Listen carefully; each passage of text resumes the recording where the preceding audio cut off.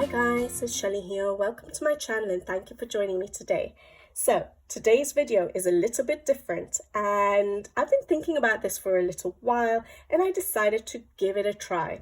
So I thought that I wanted to try and show you some of the things that I tend to work on off camera, the bits that you guys don't usually get to see between uploads. Those of you who have been on the channel for a while, you'll be aware the kind of videos that I do are usually, full-length color alongs or how I color videos. I do some reviews, I do my completed pages videos, hauls, and I do coloring plan videos, things like that. But there's a lot of the time that I'm coloring, stuff that doesn't actually end up on a video, and it could be anything like me testing out a supply or trying out a new coloring book or a new technique or just coloring for my me time, and you guys don't get to see that. You just see the completed result at the end of the month in my completed pages videos or things like this that I'm working on. And this is not going to be on my first behind the scenes video, but I'm trying to work on it for my second one. So things that I'm just playing with, you guys don't get to see. You just see the end result of me sharing something that is maybe perfect or good, but not actually the in-betweens. And of course, the reason I can't record everything that I'm doing when I'm creating is because, yes, time constraints, and secondly, I don't want to always have to be thinking or having the pressure of filming every second of me coloring, and so a lot of things actually get missed out. And so I thought I would try this and see whether it's going to work for me. Now, I have to definitely give credit to Maya from Coloring with Maya, because I think it is her idea and I think it's a brilliant idea, and I love watching her videos, and I'm sure you guys already subscribed, but in her videos, on her channel, she does coloring updates, and she does it quite regularly actually, and I really enjoyed watching those videos. And she gives snippets of what she gets up to, trying out products, things like that, in between, her completed pages and stuff. And I thought it was a brilliant idea for me to try out. So all credit goes to you, Maya. I really love your videos, and I'm not sure whether this is going to work for me, but I'm going to give it a try. That being said, I don't know how often I'm going to have something to share with you behind the scenes, but I will try to remember that when I'm actually playing behind the scenes, I try and record it like this, rather than just show you the end result. So I will try and remember to record it. Usually it may be a voiceover of me explaining what I've been up to and what I was thinking or what I was doing, or, just describing a technique. So usually I'll have a voiceover rather than talk live, so that I can actually record and just still color and play around like I normally do, but just have the camera running really to give you guys a glimpse of, what I get up to. So guys, if you have ever wondered what I'm up to when I'm not making those long videos that some of you don't like very much and some of you absolutely love, this is it. This is a video that I will try and give you a relaxed sort of sneak peek into my behind the scenes of pages I'm coloring, projects I have like that one, which I'm excited to share with you guys, and yeah, just all the random things that I get I've been working on during a week or a month. So I'll have to see how often I can actually do it. Depends on how often I'm doing something different to just literally coloring a page. But yeah, let's give it a try and let me know what you guys think about the video, if you enjoy it, if you enjoy spending the time with me on a video like this. And if you do, that's brilliant. I will try and make sure I put out more like these behind the scenes. All right, guys, so let's get to it. Grab a drink, get comfortable, and start coloring. Color whatever you're coloring and join me for a little while. So see you in a bit. To begin with, I'm today finally diving into something that's been hyped up a lot for a long time, the Brutfuner colored pencils. These are not new pencils, however, I'm not someone that jumps in at the peak of the excitement for a new product usually. If you've been with me for a while, you'll know I'm very picky when it comes to the pencils I buy. I will accept supplies that have been sent to me for review so that I can give you all my honest thoughts about them, especially when they're new and coming out. But when it actually comes to buying stuff, especially art supplies, I try to be more controlled. We're definitely not talking about books though, because we all know I have zero control there. A lot of the coloring community swear by these pencils as a good budget pencil. And so I thought that now that I've tested a few other affordable and mid-range brands like Woomer, Ohuhu's pencils, which are very new on the market, Artex, I thought why not finally see how the Brutfuners stack up.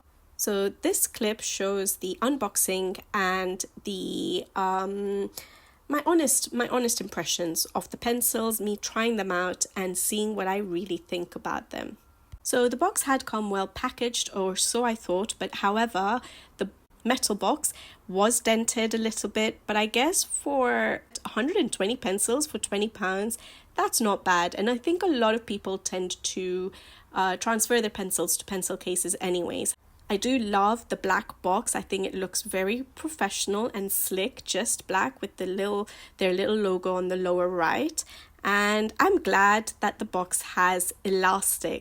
There are 3 layers and each layer is plastic. However, even though it's slightly flimsy, I think it's quite sturdy for a £20 for a budget brand box. And the elastics work really well, and the pencils are not falling all over the place when you're trying to get to the other layers of pencils. So that is brilliant.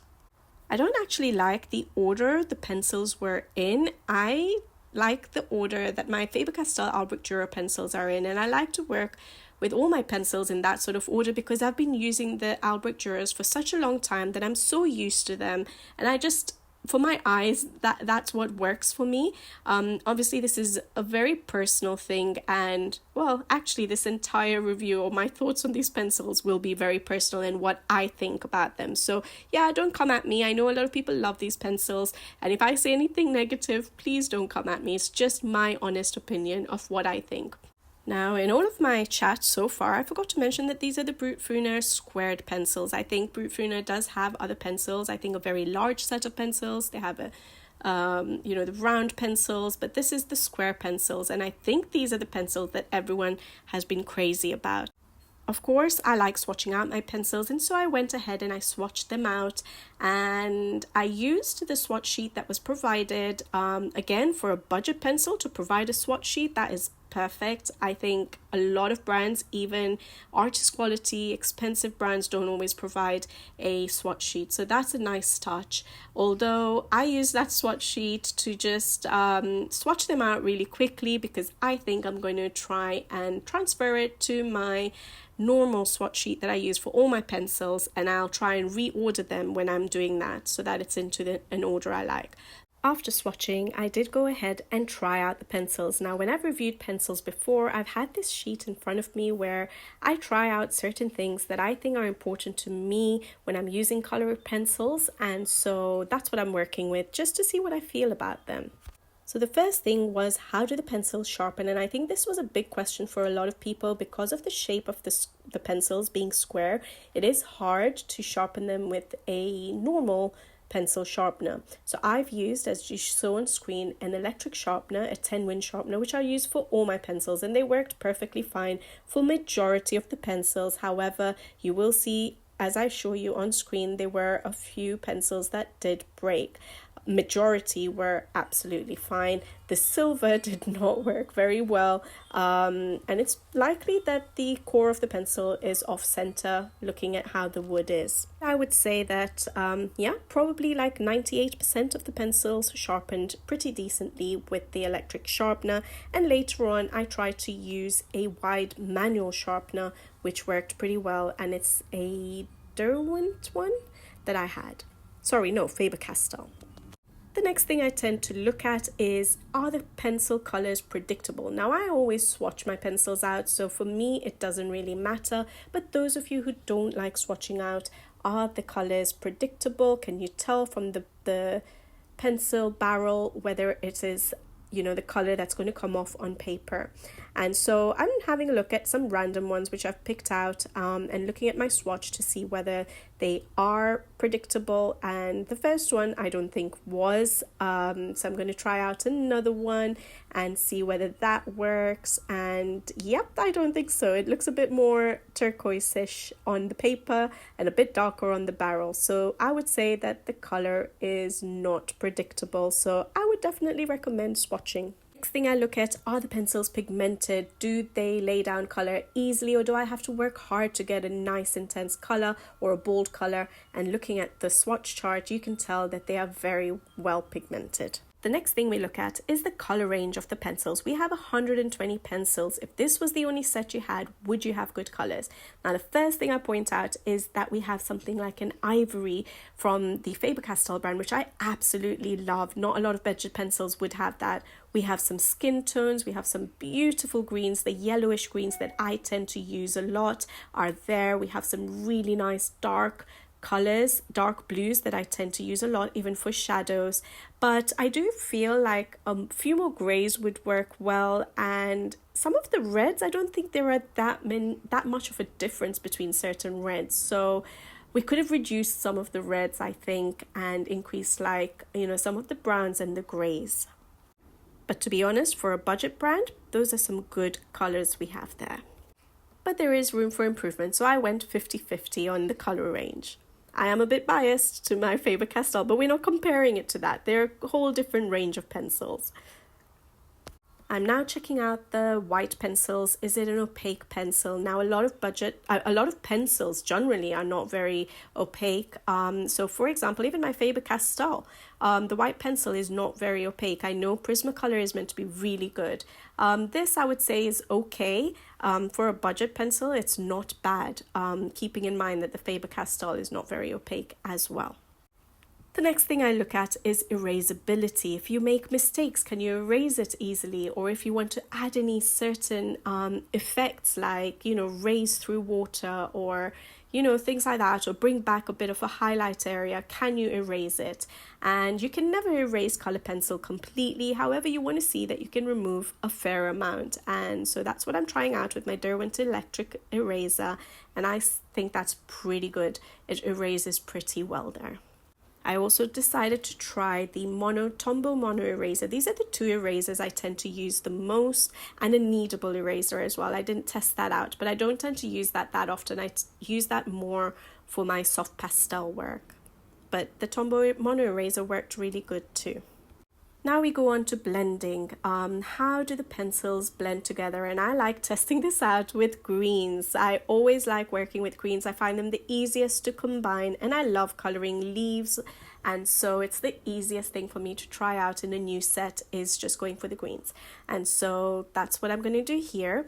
And I'm just going to work from, I think I've gone for my darkest. Now, usually I start with the mid-tone, but when I'm trying out the pencils, I'll just work from dark to light. I do tend to go back and forth, and I do a lot of layering. I guess that's the next point. But for blending, I want to see that the colors mix well together easily without having to work too hard. And so that's what I'm doing here. Just blending with pencils alone, no blending solutions at this point. I think softer pencils are meant to blend together a lot easier. Pencils work differently. Some work better for layering, some work better for just smushing the colors together. When I first tried out these pencils, I did find some of them were soft, some of them were a bit scratchy. I didn't find them that soft. So I don't know if people actually replace this or have it as a budget option for Prismacolors. I'm not actually sure, but I think that they weren't all very soft. I did like the chunky feel of the pencils in my hand though. I did have to go back and forth a little bit, as you saw, for the blending, and that's okay. But for those of you who are used to soft pencils, they won't blend from the word go. I think you will have to work a little bit at the blending. The next thing for me is checking the layering, and this for me is very important because, as you guys know, those of you who have watched my channel, I love layering, and I layer and layer and layer, and I like the effect that gives to my coloring. So I want to make sure that the pencils I use are good at layering, and I can put lots of layers down. Now this is very dependent, yes, on the pencil, but also on the paper that you're using. So I am actually using just printer paper. So if you use the paper in coloring books, a lot of coloring books, that are not Amazon paper or not thin paper like in Creative Haven or Coloring Heaven magazines, you should be able to layer a lot more than you will see on screen. And as you can tell, I've got a good, 7 layers down with these pencils. So that means they do layer good.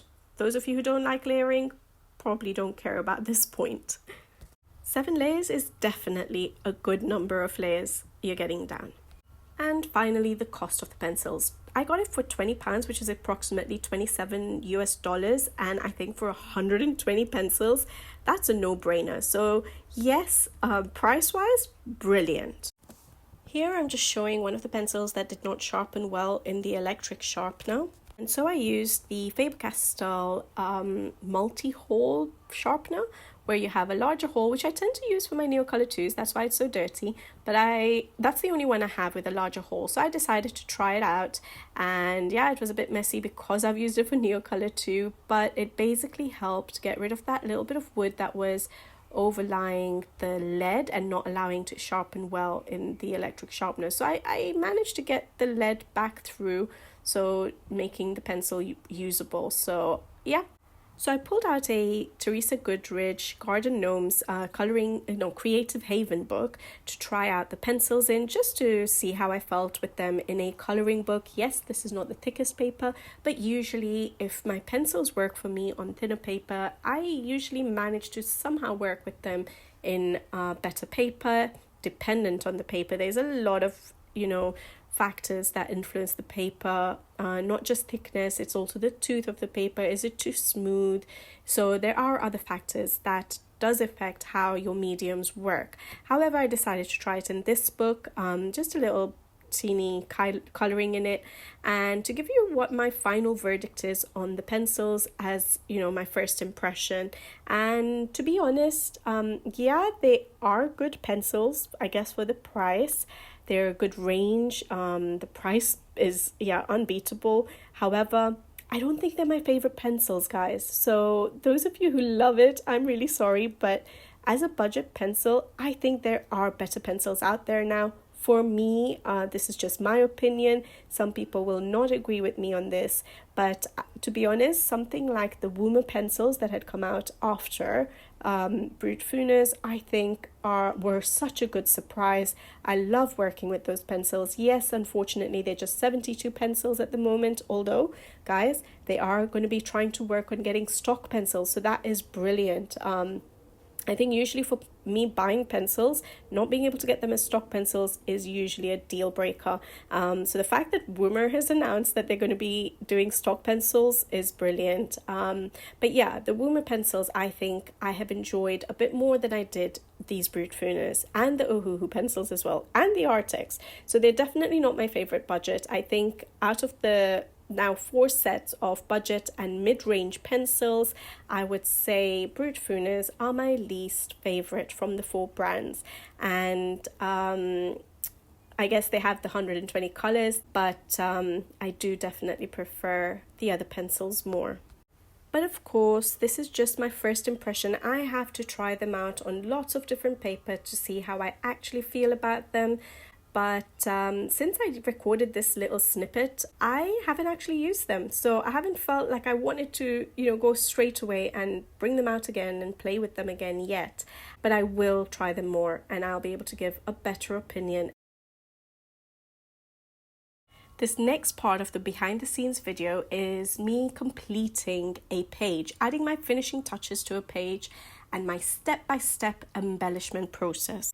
And so I decided to complete this page, which is from Animal Totem, which is the French edition of Mystic Animals by Stratton Peterson. As you can see, I've already completed my page. I've done my background, my pencil work, and everything is completed and it's ready to go for the finishing touches. I get asked a lot of times, how do I know where to put my paint pen work, my glitter gel pen work, and how do I go about it? I show my embellishment process in every single color along video that I do at the end of the video. But what I have noticed is that I do go through the same steps in the same order on pretty much every page that I do. So number one is paint pen work. This is any paint pen. It could be white paint pen or colored paint pens, but I do my paint pen work first.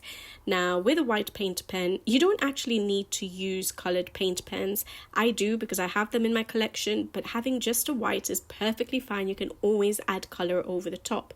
But first of all, I go in with a white paint pen and I dot my eyes. I put the highlights into any character, animal, insects that have eyes. I put the white dots into them, make them look alive. The second thing is with my white paint pen is to go and make any objects that I want white look white. So that is definitely the clouds in this case, and my yellow flowers, I've kept the tips of the petals very light. I want them to look like they're going from a very pale yellow to white, and therefore I cover up the black lines.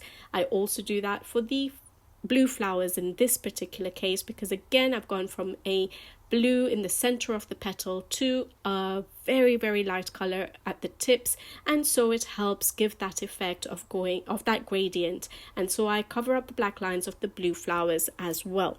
I've only used a white paint pen on this page in this video so that those of you who don't have a variety of different colors can sort of get an idea of how to use a white paint pen for any of your pages. The next thing I do with the white paint pen is emphasize my highlight areas. So wherever I've got highlight areas on the page, I don't have to do them for every single highlight area, but in certain cases, I will just add a little bit of whiteness to those highlight areas to emphasize it, to make it pop, to make it a little bit more highlighted. When I do this, sometimes it's me covering the black line, sometimes it's just making a little white area beyond the black line. So not covering the black line, but just staying in the highlight area and just adding a little bit of whiteness to it. So not covering up the black lines, yet it will still give a emphasis on the highlight area. And finally, I add white pops of the paint pen just to brighten up certain areas, and that means just dotting around a little bit of white paint pen. So on the butterfly, you'll see me doing lots of little dots, and so I go ahead and do that as well.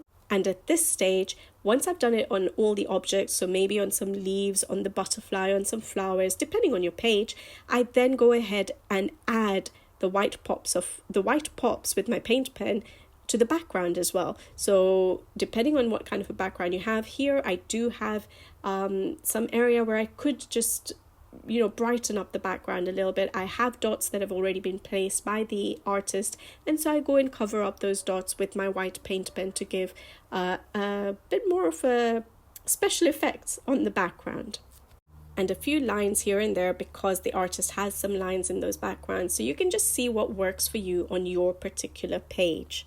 Next, I start working with my glitter gel pens, and here I will do any small uncolored elements. So when I'm coloring a page, I'll sometimes leave certain elements which are very small to color blank without any color on it, so that I can come in and do a little bit of glitter effect on my pages. So any small uncolored elements will now be covered with glitter gel pen.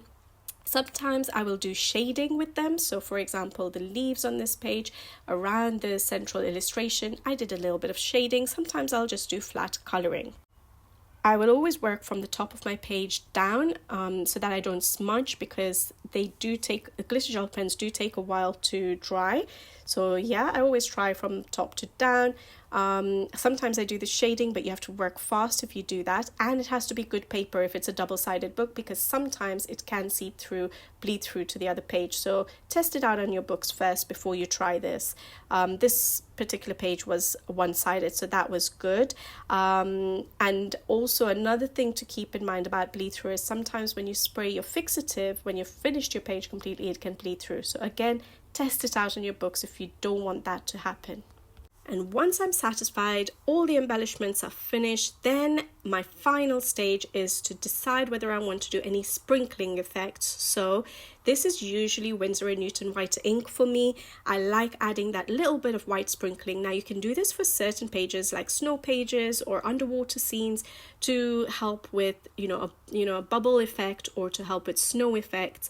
but I also like adding it to other pages just randomly if I feel it just needs a little bit of a lift, a little bit of a highlight. So I will do a bit of sprinkling, and I don't usually do this on my color along videos because of how I work, where I work in my house, where my workspace is. And on this video I have done it just to show you guys, because I've been asked multiple times how I go about doing my sprinkling. It's very easy, and this time around I did sacrifice my desk and my living room wall to show you guys how I do the sprinkling effect. Sometimes if I don't want to use white ink, I will see what other color can add to my page. And I don't always do it all over the page. Sometimes I'll do it at the corners of my pages, and I would in those cases tend to use metallic watercolor paints. That's it. Embellishments take me a while, guys. It really does, but I enjoy doing it, and for me it's the cherry on the top for my colored page.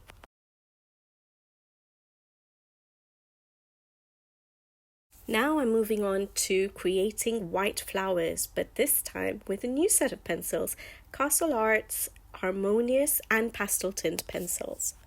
Once again, I'm colouring in a book by Stratton Peterson, which is Nature's Magic. And this is actually a page picked out for a buddy colour, and I thought I'd get started. And the first thing that cropped up in my mind was to do white flowers.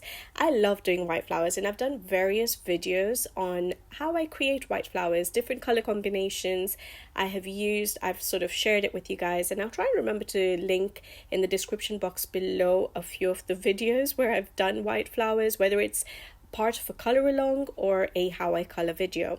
And I felt like I wanted to do white flowers, but I wanted to play around with the Castle Art pencil. So I thought I'll try and see if I can create a color combination for white flowers with these pencils. Now, I think I've mentioned previously that I did, at the beginning of my coloring, try out Castle Art gold pencils, which I didn't buy myself, but I actually won it in a giveaway from Castle Arts and on Instagram. I was already on Instagram. I wasn't a YouTuber yet, and I won the giveaway. It was my first ever giveaway, and I was so excited about it. But I think I've mentioned many times that they are not my favorite pencils. Now, again, this is my personal choice, my personal opinion, and how I feel about the pencils for my colouring style. I think a lot of people do actually like the Castle Art, so it's something you would have to try out and see if it works for you. Now, saying that, I really like some of their colour ranges.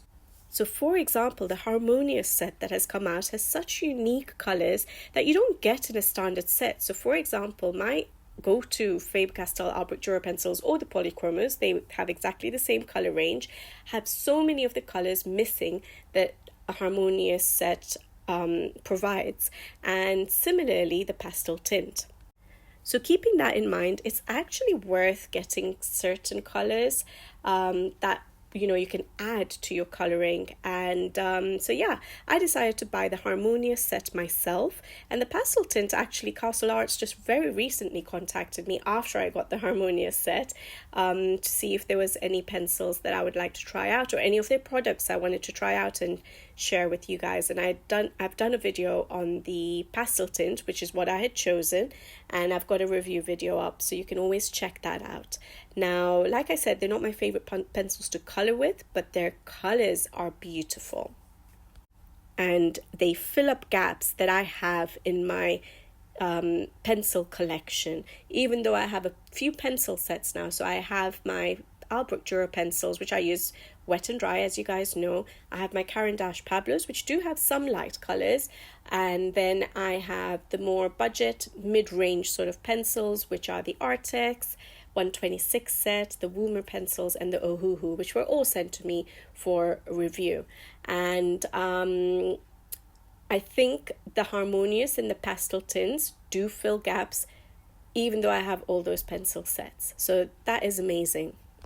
They do feel quite smooth on this paper, and they were quite enjoyable to work with, but I do find with the Castle Arts, I can't layer as much as I can with a lot of my other pencils that I have.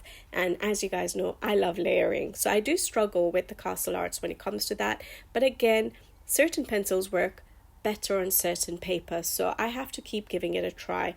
But they worked for me here, even though I can't layer as much. I wanted to try and do a white flower and I could do that. Now, what I will do is try and put the shades I used in the description box below in case any of you do have the Harmonius or Pasteltint sets. Well, I would say because I used a combination of both of them to do my white flowers.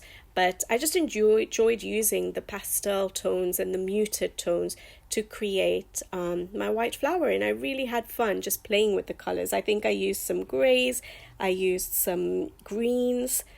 If I'm not mistaken, I may have used a little bit of yellow. And yeah, I just really enjoyed playing with some of these new shades to still be able to create a beautiful white flower. With my white flowers, I always like adding hints of different colors to them just to brighten them up. I think my very first video I shared quite early on in my channel of white flowers was using predominantly just grays, and then as I've developed and I've started coloring and seeing what I like, I keep changing things, and yeah, I think adding hints of color really lifts the white petals on a flower. And I still use grays, but I tend to use them mainly in the shadow areas to try and create the 3D effect of the flower, to try and create the effect that some petals are behind others. And so I try and limit it to those areas, and then in highlight areas I try and put down a bit of color. But you can always watch one of my other videos to sort of get a bit more detail on where I put my shadows and highlights, and hopefully it'll make sense even when you're watching this video how I'm creating the 3D effect of the flowers. But yeah, I enjoyed creating it, and I will share the color combinations I used with the Pasteltints and Harmonius pencils in the description box below in case you wanted to try out this white flower. And of course, as always, when you're doing a white object, we cover up the black lines. I like to do that. I do not like coloring black. I do not like covering up every single black line on a coloring page. I really do not like that effect. But when it comes to white objects, I love doing that. I think it just emphasizes that is a white object. So yeah, for my white petals, I will always cover up the black lines. And I like using my Posca white paint pen for that. Before I get started on this section, I'm just chipping in later on after I've done my voiceover and all, just to let you guys know I had a little bit of a silly moment. I'm actually trying out the Derwent Lightfast, not the Coloursoft, guys. So on my practice sheet that you'll see on screen, it'll be written Coloursoft, but you'll see the pencils. They're the Lightfast pencils. Throughout my voiceover, I have called them Coloursoft. I really apologize for this. So it's just a disclaimer. I'm trying out the Caran d'Ache Luminance and the Derwent Lightfast. Okay, so I tried out the Luminance and the Coloursoft pencils. These are artist quality pencils from very good brands, the Caran d'Ache Luminance and the Derwent Coloursoft, brands that have quality art supplies. They are professional quality, and they are definitely on the higher end when it comes to price. They are more expensive than even the Faber-Castell Polychromos or Albrecht Dürer pencils. I know a lot of people say that the Faber-Castell Albrecht Dürer pencils are quite pricey, but compared to the other professional quality pencils that I have, so that's my Derwent Inktense and my Caran d'Ache Pablos, the Faber-Castell Albrecht Dürers are actually less expensive, and to buy them as stock pencils, they are cheaper than all these other pencils. So I think I usually get them around £1. Well, they've actually gone up in price now. Everything in life has gone up in price, but I used to get them for around £1.50 for a pencil, and now, when it was on a sale. And when it wasn't on sale, it was £1.80, but I think it's gone up to £2.10, £2.20 now, which is so sad. But other pencils are higher priced than this for stock pencils. For any high-end product, I tend to try out stock supplies before I buy. Usually artist quality, professional quality products will usually have stock items to try out. So even things like my Pablos, I tried it out before I got it. Derwent Inktense, I tried out stock pencils before I got it. Neocolor 2s, which are the water-soluble crayons by Caran d'Ache. And so I'm testing out the Caran d'Ache Luminance and the Derwent Coloursoft now. when I'm not doing a review, this is how I try out my pencils. I first pick out a few colors, and usually I go for greens, but I decided for the color soft to go for blues, just so I had something different to the greens that I picked out for the luminance. And silly me, I did by mistake buy two of the same color for the Derwent Color Soft, but that's fine. It's a dark blue, and I'll be able to use that a lot with my other pencils as a shadow. I first test out the pencils on its own, so a shade or two, just to see how they feel to paper. And I did find them very soft actually.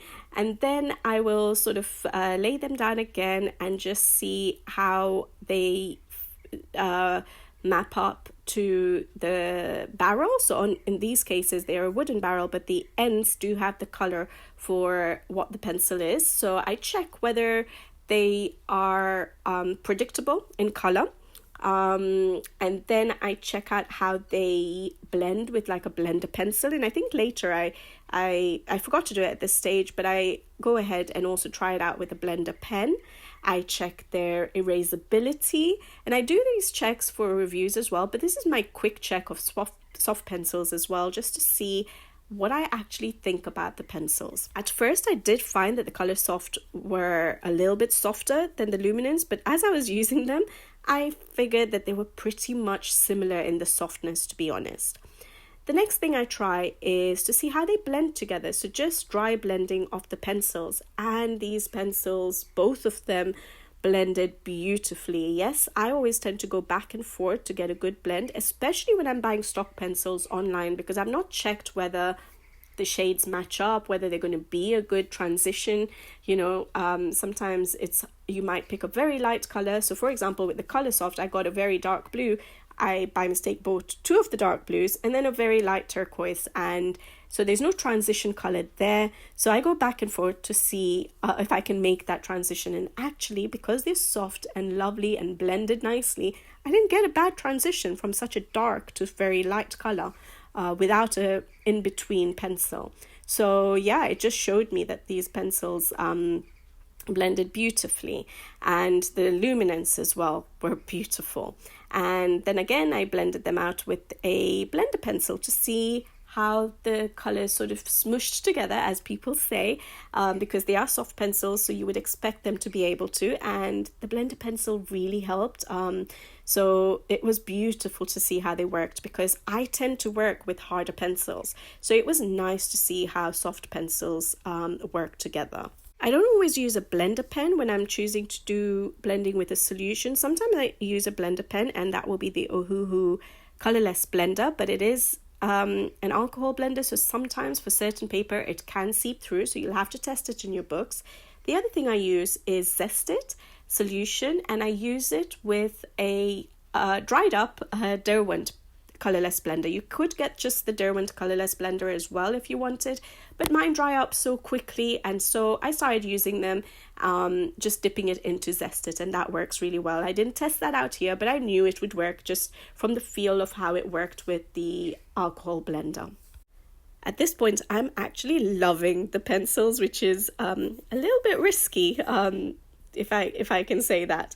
But yeah, I like to color with layers, so I always check how pencils layer up, and this is just printer paper, and so if it layers up on printer paper, on the better quality coloring books that we have, like Hannah Carlson, Maria Trolle, Clara Markova, some of the Japanese coloring books, the Korean coloring books, they will layer up really well. So I always check out how they layer, and even though they're soft pencils, they layered really nicely and gave me at least 7-8 layers. And obviously the pressure I apply can vary, so I would say the layering for both of the pencils were pretty much the same. So around 7-8 layers you can achieve on copy paper. So with a very light hand on, toothy paper, so this copy paper is quite smooth, so on toothy paper it will probably give you even more layers if you like layering.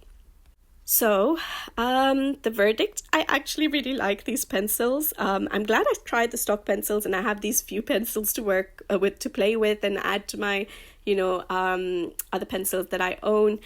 but they are pricey, guys. They are pricey. So yeah, it's risky that I tried them out, and eventually one day I will probably consider buying these pencils, probably both sets eventually, but I don't need them right now. I have enough pencils. It's just that I was curious to see what I thought about them, and whether in the future, even if it's many years later, I would consider either of these sets, and I think I would. They were nice and vibrant, and they just worked really, really nicely on when I tried them out. So yeah, beautiful pencils. So definitely not something I will buy very soon, but they are now on my wish list, guys.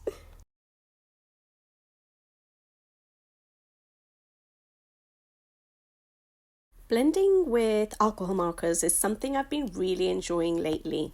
Before this, quite early on in my colouring, I was using Tombow dual brush pens, which are water-based markers, in majority of my books, whether they were one-sided or double-sided. They don't bleed through paper, so you could use them in double-sided books, any water-based marker.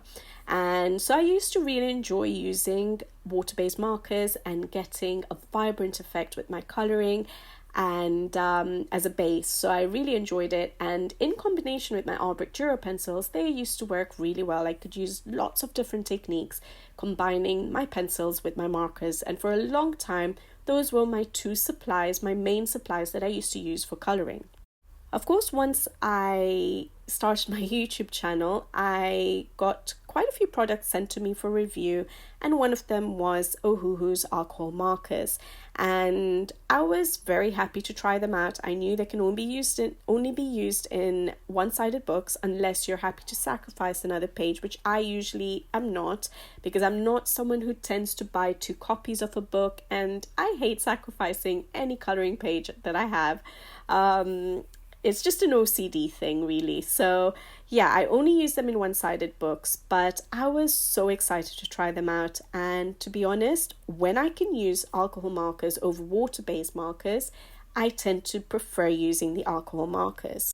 Compared to water-based markers, they actually blend a lot better, and they do not leave a streaky finish if you work fast with them. So for large areas where you might find that your alcohol markers are drying up, you may get a little bit of streaking, but it's a lot less than with water-based markers, and so they are beautiful to work with. And I love using them for basing, but also for trying to do all my shading with them as well. So in this video clip, I show you how I based my mermaid page from Sirène du Monde by Diane Dufour. Beautiful book, guys. I'm not someone who is crazy about colouring mermaids, but this book I absolutely adore.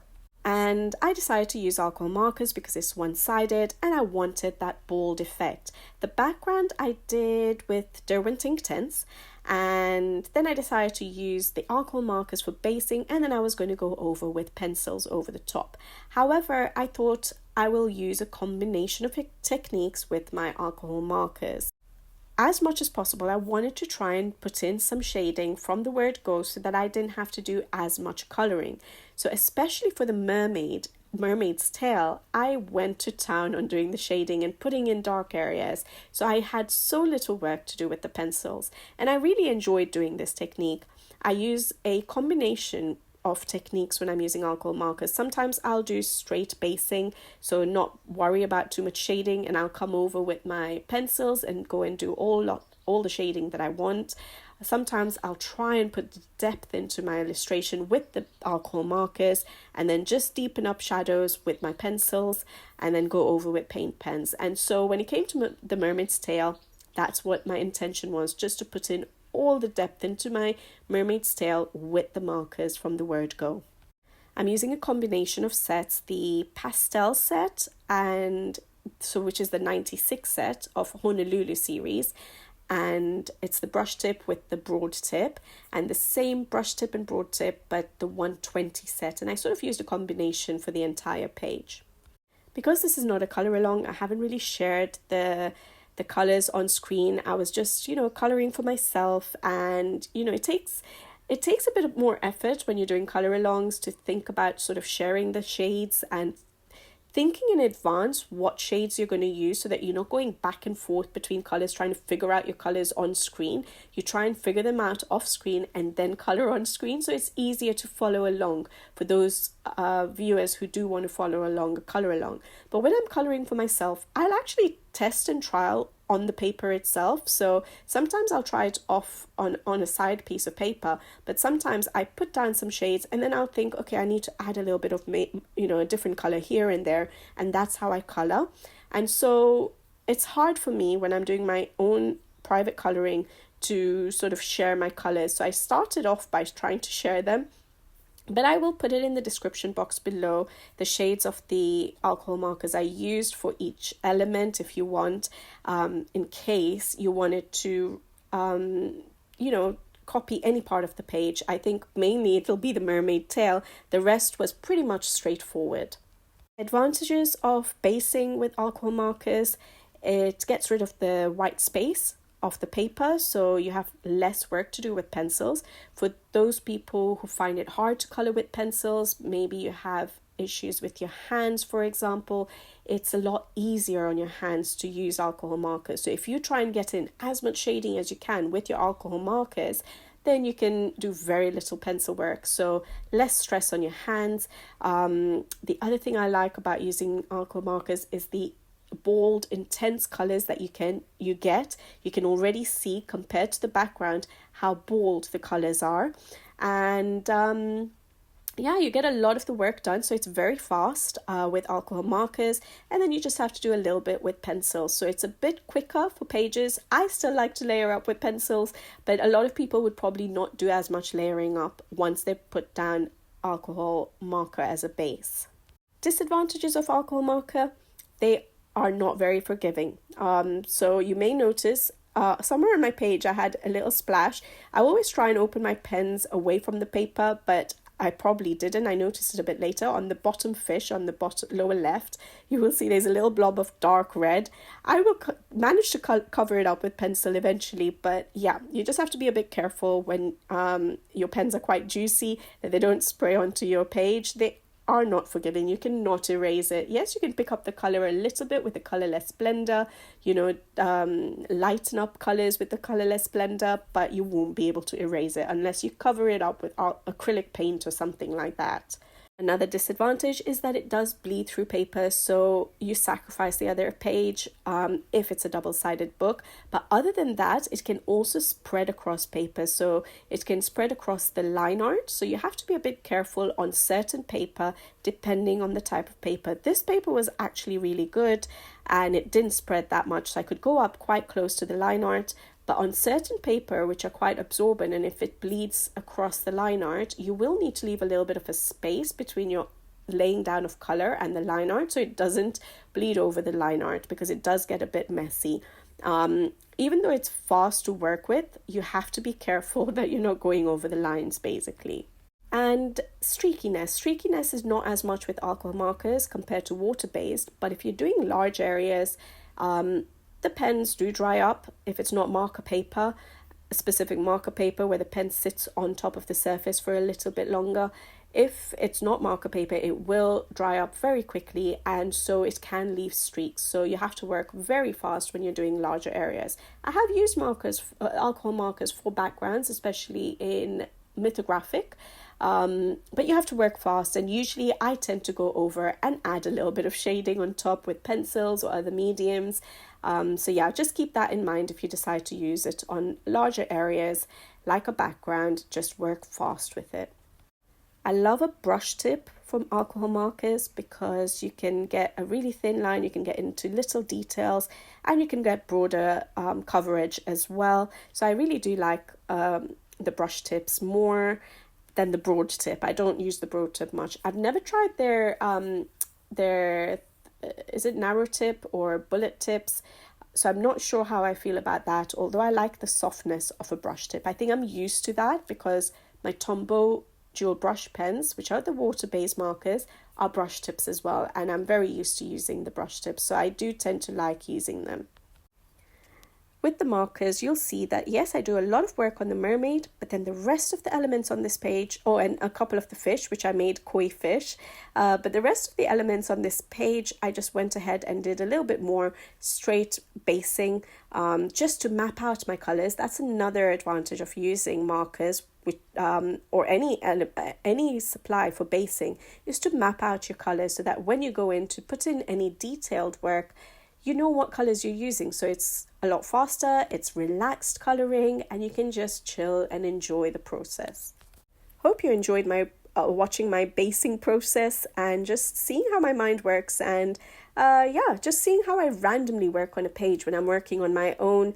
I don't do it in order or anything like that. I just pick an element that I feel like coloring or I have an idea for, and I start coloring that. And I do tend to work in groups of elements and just get those particular colors done, whether it's with pencil or with basing. That's how I work. I just work randomly on a page. My dad always jokes around because he can only work from top to bottom. He likes working from top to bottom on a page, and he finds it quite fascinating that I jump all over my illustration and just do things randomly. But as I'm coloring a page, certain ideas will come to my mind for certain elements, and I'll go and color that element, because I don't map out my colors from the word go. So I can never work in order from one side of a page to another. I will just work as and when I get the inspiration. But hopefully you guys enjoyed this spacing video. All right, guys. Thank you for watching, and hopefully I'll be back with you guys again soon. And until the next time, take care and see you in the next one. Bye-bye.